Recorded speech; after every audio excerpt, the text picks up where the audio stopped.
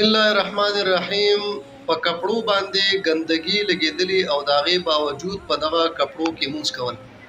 دا مسله د فقه حنفي معتبر کتاب در مختار کې دا مسله ذکر ده چې د دې یو څو صورتونه دي. اول نمبر دا چې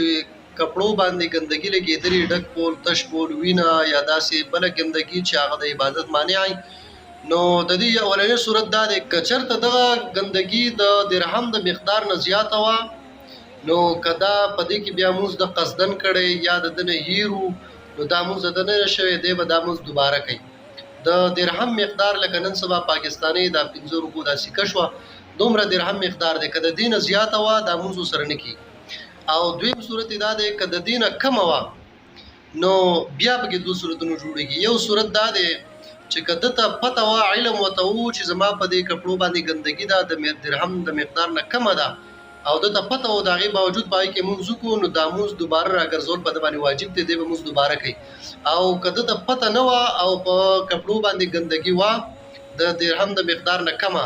نو په دې صورت کې د ده مونځ جایز دی.